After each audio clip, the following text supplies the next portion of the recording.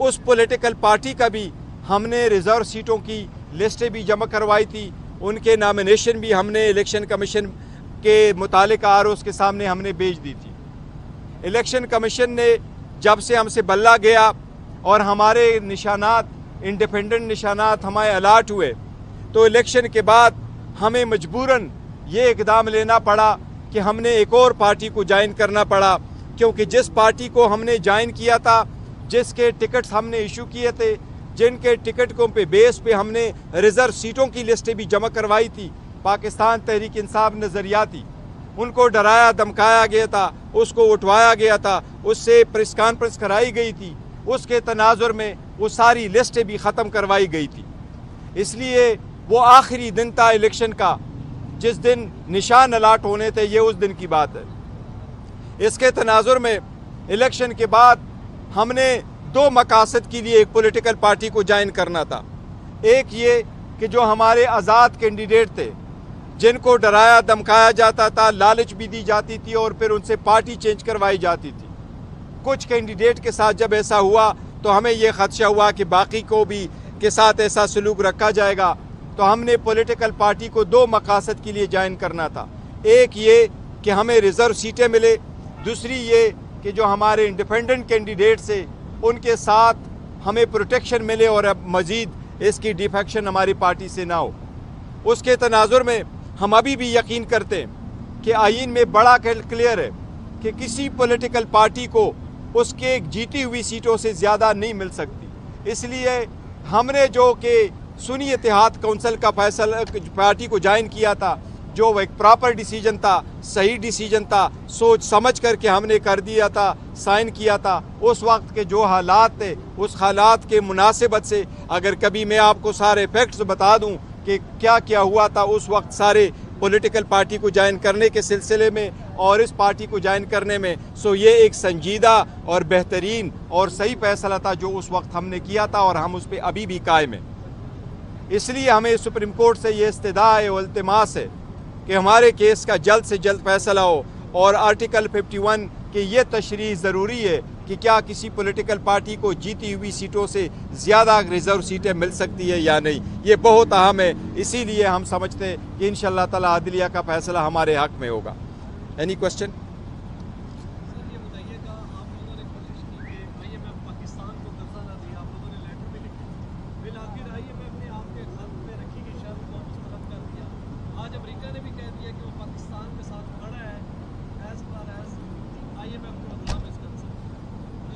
देखिए, जो IMF का लेटर हमने लिखा था वो बड़ा कैटेगोरिकल था, उसके कंटेंट्स बड़े क्लियर थे और हमारे लेटर में कहीं भी ये नहीं लिखा था हमने कि आप पाकिस्तान को एड न दें। तो ये तासुर गलत है कि उस लेटर में हमने ये लिखा था कि आप एड न दें। उस लेटर में हमने लिखा था कि फ्री फेयर ट्रांसपेरेंट इलेक्शन का वादा इनको याद करवाया था, उनकी जिम्मेदारियां याद करवाई थी, उनकी कंडीशनलिटी उनको याद करवाई थी और जो एड पाकिस्तान को मिलता है उसको सही जगह पे अपने मनसब जो मसरफ़ है उसकी जगह सही उसकी अदायगी, ये हमने उनको याद करवाया था।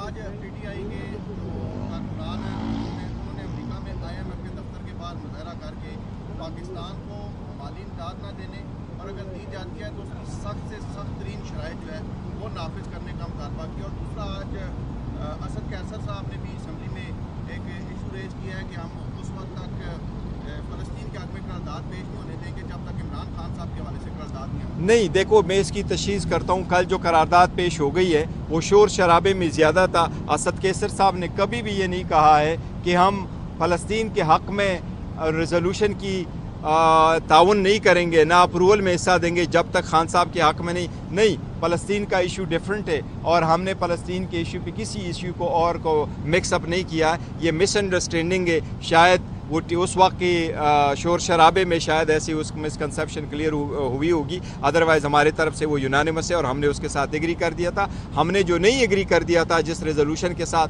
वो उससे पहले था, वो बटों से रिलेटेड रेजोल्यूशन लेके आए थे। वो रेजोल्यूशन पे हमने कहा था कि ये यूनानिमस नहीं है। आपने ना रेजोल्यूशन की कापी हमें दी है, ना हमारे साथ आपने डिस्कस किया है, ना इस रेफरेंस में आपने बाकी लोगों का जिक्र किया है जो भी गलत तरीके से कन्विक्ट हुए।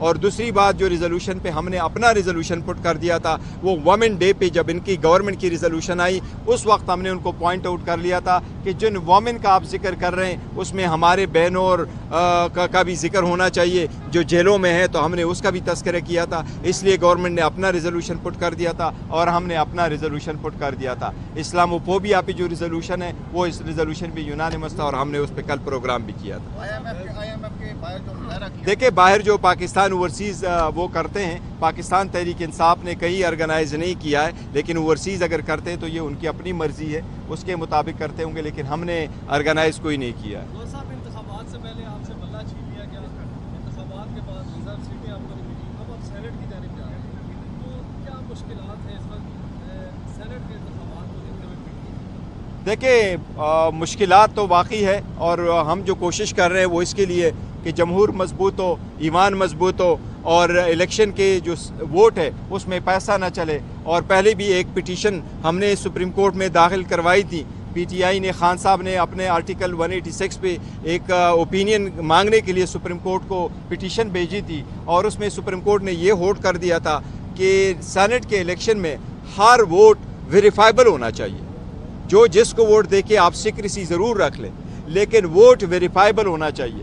کل اگر کوئی ڈسپیوٹ ہوتا ہے کہ کس نے کس کو ووٹ دیا ہے تو الیکشن کمیشن کے پاس ایسا میکینزم ہونا چاہیے کہ یہ کس کا ووٹ کس طرف غلط ہوا ہے، تاکہ پیسوں کا روک تھام اور ووٹوں کا خرید و فروخت رک جائے۔ تو ابھی بھی ہمارا مطالبہ ہے، سپریم کورٹ سے بھی مطالبہ ہے کہ یہ آپ کی ججمنٹ ہے، اور الیکشن کمیشن سے یہ مطالبہ ہے کہ وہ آپ کے خلاف یہ ججمنٹ دے گئی تھی، آپ کو ڈائریکشن دے گئی تھی، آپ ضرور اس ووٹوں پہ ایک بار کوڈ وہاں لگائیں اور وہ ویریفائبل کرے، تاکہ یہ لانگ ٹرم میں یہ پروسیس ہمیشہ کے لیے ختم ہو۔ شکریہ۔ خان صاحب کے ساتھ جو ملاقات ہوئی ہے اس میں سینٹ کے الیکشن کے حوالے سے بھی کینڈیڈیٹس کی فائنلائزیشن پہ بات ہوئی ہے۔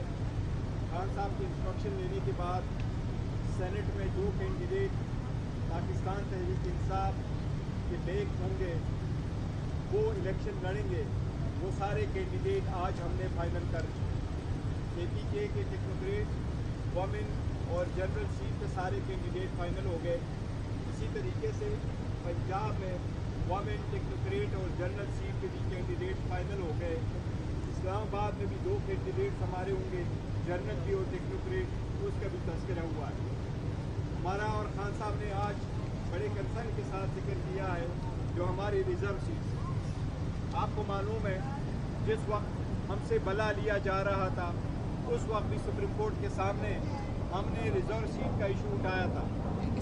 چیف جسٹس صاحب نے آبزرویشن دی کہ جب یہ ایشو ہمارے پاس آئے گا تو ہم اس کو دیکھیں گے۔ اس وقت بھی ہم نے اس اندیشے کا اظہار کیا تھا کہ اگر ہمارے سے بلا لیا جائے گا تو ہمیں ریزرو سیٹ کا ایشو آ سکتا ہے۔ آج جبکہ پشاور ہائی کورٹ نے اپنا ڈیسیجن دیا ہے، اس کے خلاف ہم سپریم کورٹ جائیں گے۔ ہم امید رکھتے ہیں کہ عدلیہ کو وہ وعدہ ریمائنڈ کراتے ہوئے امید رکھتے ہیں کہ انشاءاللہ سپریم کورٹ اس کا جلد فیصلہ کرے۔ ہمارا موقف یہی ہے کہ آج کے مطابق کسی بھی پولیٹیکل پارٹی کو اس کی جیتے ہوئی سیٹوں سے زیادہ سیٹیں ریزرو سیٹ میں سے نہیں مل سکتی، اس لیے جو 80 سیٹیں زیادہ گئی ہیں، جس میں سے 67 سیٹس وومن کی ہے اور 11 سیٹس نان مسلم کی ہے، جو ہمیں ملنا تھا، سنی اتحاد کونسل کو ملنا تھا، ان سیٹوں کا بہت بڑا امپورٹنٹ ایشو ہے۔ ہم امید کرتے ہیں کہ سپریم کورٹ یہ ہمارے حق میں اس کا فیصلہ کرے گا۔ بار بار یہ بھی کہا گیا کہ کیا یہ فیصلہ صحیح تھا یا غلط، آپ لوگوں کے سامنے ہیں۔ جس طریقے سے پاکستان تحریک انصاف نے اس ساری سیٹوں کے لیے کینڈیڈیٹ فائنل کر دیے تھے، پھر دسمبر کے مہینے میں ہم نے اپنی لسٹیں الیکشن کمیشن کے سامنے، متعلقہ RO کے سامنے ہم نے جمع کروائی تھی۔ الیکشن کمیشن نے ہمارے وومن کی سیٹس پہ جو ہم نے دی تھی اس کا شیڈول چینج کر دیا تھا ریزرو سیٹوں کے لیے، لیکن ہمارے وومن اور نان مسلم کی اسکروٹنی نہیں کروائی تھی۔ بعد میں جب بلہ ہم سے جاتا رہا، اس کے تناظر میں ہم نے پھر پہلے سے ایک پلان B رکھا ہوا تھا جو ہم نے آپ لوگوں کے ساتھ شیئر کیا تھا۔